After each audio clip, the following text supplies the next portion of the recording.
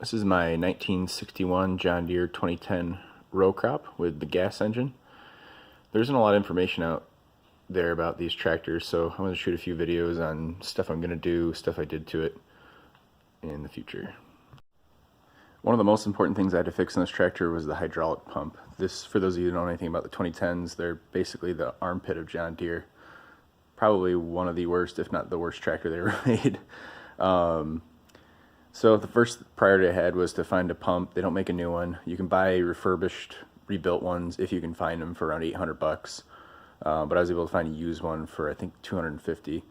And even then, the used ones are risky. You just have no. I mean, the hydraulic systems on these are the worst thing on them, so you never know what condition the pump's in. But it was worth the risk for me, just save a few $100.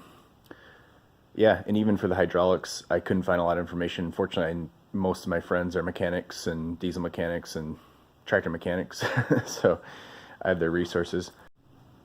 This tractor originally came with, I think they call it a snow bucket, but basically a manual trip bucket. It had 2 hydraulic cylinders to lift it. I mean, we plowed a lot of snow with it over the years, but my family took that loader off that tractor and sold it, or off this tractor and sold it, and then I actually found this loader in the weeds at my friend's house and put 2 new cylinders on it. Obviously the bucket's crappy, I want to replace the bucket, and I put a hydraulic joystick on it and put a couple $100 in a hydraulic hose, and yeah, it works pretty well. Of course, again, the first thing I had to do was fix the hydraulic pump, so I knew I had something to lift this thing. And then I think this loader was off of 30-20, so I had to shorten the arms, but it fit perfectly on here. And it really, I mean, I wouldn't want this tractor without a loader. I mean, to me, it's useless without one.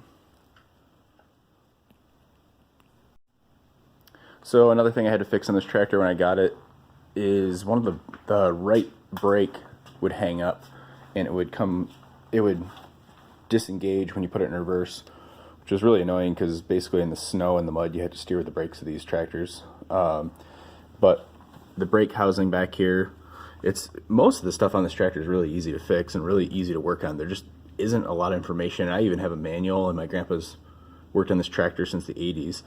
So even with all that information, it's still kind of a pain to work on, just for lack of information. But yeah, this cover comes off. I can do a full video on this if people want me to. But just some context in there had some grooves and things weren't polished, so therefore they would hang up. I also rebuilt the carburetor.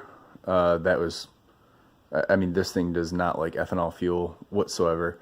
And even then, you buy non-ethanol stuff, and if it's older than 2 months, this thing just does not like it. So I try to keep as little gas in it as possible and try to keep it as fresh as possible. But yeah, rebuilt the carburetor, plugs and wires. The timing was 180 degrees out.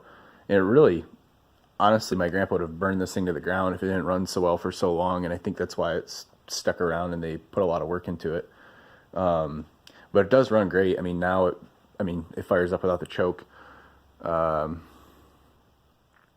yeah, that's kind of one of the biggest problems with it, is it does run so well. It's not worth getting rid of.